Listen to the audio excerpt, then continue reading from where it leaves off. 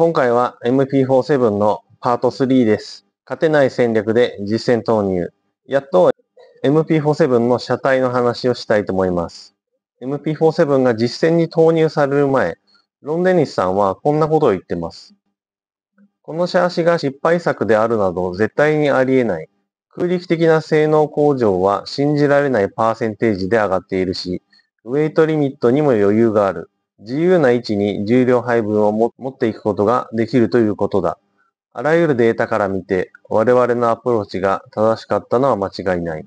すごい自信満々ですね。失敗作であることはありえない。空力的な性能はすごい上がってると。ウェイトリミットにも余裕があるって言ってんのは、MP46 は当初最低重量を上回っちゃってましたよね。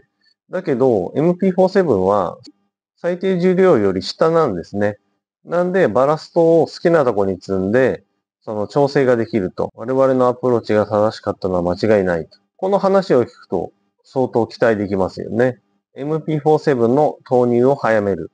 ヨーロッパラウンドからではなく、第3戦ブラジルから MP47 で戦おうとするが、河合和人氏。ここでちょっと言っとくと、このシリーズの動画は、河合さんがたびたび登場すると思います。いつもは GP カーストーリーを参考にしてるんですけど、この MP47 の GP カーストーリーは、あんまり確信をついたインタビューをしてくれてなくて、ちょっと弱いので、この当時の F1 グランプリ特集を参考にしますので、そこで河合さんが結構車のことを詳しく語ってくれているので、そのインタビューが多く出てくると思います。はい、すいません。話戻りまして、フジテレビでピットリポートをしてくれている河合さんです。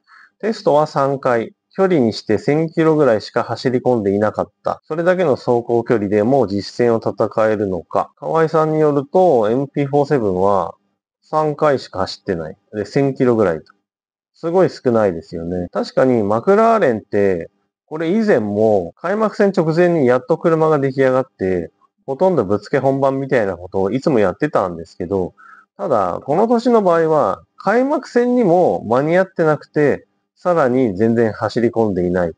これで実戦を戦えるのかなと思ってしまいますけど、初レース、ブラジルグランプリ。ベルガーは電気系統トラブルでスタートできず、セナも電気系統トラブルを抱えながら走行し、その後離退。電気系トラブルはその後のレースも続く。やっぱりダメだったんですね。ベルガーはスタートすらできずと。セナはレース走ってたんですけど、電気系統がおかしくて、エンジンが不調で、だまし走ってて、結局リタイアと。この後のレースも、この二人は電気系統のトラブルに悩まされて、リタイアすることが非常に多かったんですけど、なんでこの車はそんなに電気系統のトラブル多いのかと言いますと、こういうことだそうです。電気系統トラブルの原因。はい、これも河合さんです。旧型に比べてエレクトロニクスで操作するメカニズムが増えたでしょう。これが原因なんだ。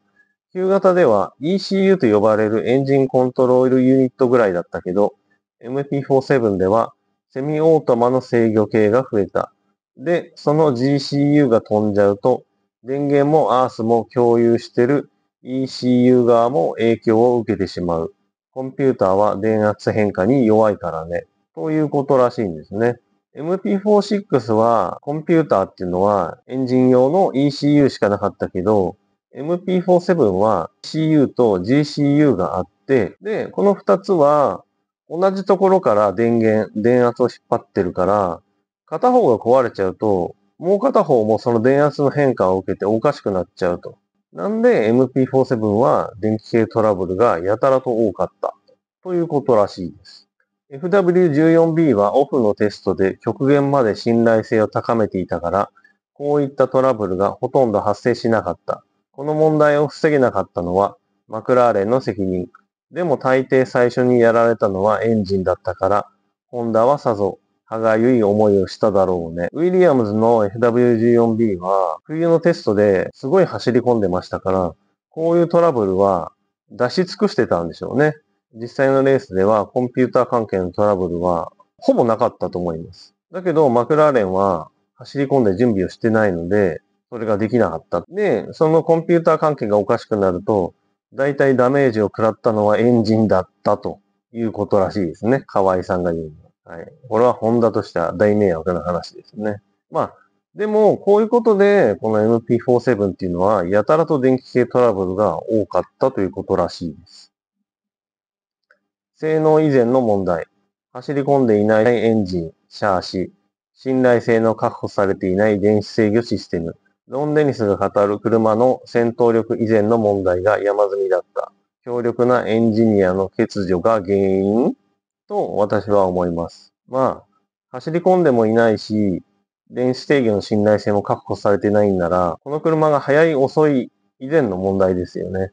で、こういったことを総合的に見れるエンジニアの人がいなかったのかなと。この約1年後に、パッド・フライさんとか、パディ・ローさんが入ってきて、アクティブサスを作ったりとか、電子制御に対して非常に強くなりますけど、この時点ではそういうことが見れるエンジニアがいなかったっていうことなんだと思います。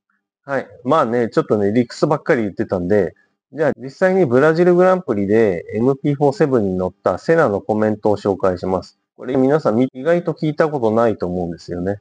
エンジンもシャーシもパッケージ全体がデタラメで、まるで特性がつかめない。まずエンジンに十分なパワーがないものだから、セットアップで妥協して、ウィングを寝かすより他ない。だが、ウィングを寝かせば、このマシンはほとんどコントロール不可能だ。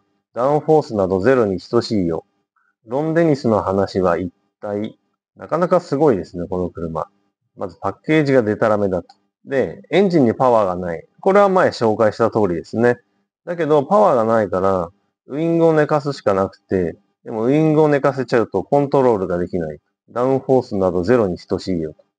ロン・デニスさんが最初に話してたのとだいぶ違いますよね。ダウンフォースは飛躍的に上がったみたいなこと言ってましたよね。これセナはゼロに等しいって言ってますよね。事前の理屈と車を走らせてみた実際の性能は違ったということですね。はい。ちょっと付け加えておきたいのがこれです。アクティブサスは夢のまた夢。不安定な電子制御の状態でアクティブサスのコンピューターを追加することは不可能。何もかもが中途半端に進行していたと思います。MP47 はアクティブサスを積む前提で作られています。の証拠に、この車は MP47A としてデビューしています。その A っていうのは次に B があるからです。アクティブサスを積んだ B が登場するという前提で MP47A という名前だったんですけど、ただ、この時の車の状況を考えると、エンジンとギアボックスのコンピューターだけでも、そうやって誤作動というか、故障が起きてるのに、アクティブサスのコンピューターまで積むって絶対無理ですよね。このコンピューターの信頼性に関係する問題も、シーズンが進むにつれて改善はされていったとは思うんですけど、ただ、アクティブサスを積むのであれば、シーズン最初から走り込まないとダメですよね。なので、この車でそれはできなかったということになります。ということは、この車にアクティブサスを積んで戦うということは、鼻から無理だったんじゃないのかな、と私は思います。こんな感じで走り出した MP47 はこういう状態だったそうです。この後シーズンが進むにつれて、もちろんエンジンも車体も改良していくわけですけど、それは別の動画でまた紹介できればと思います。はい。じゃあまたよろしくお願いします。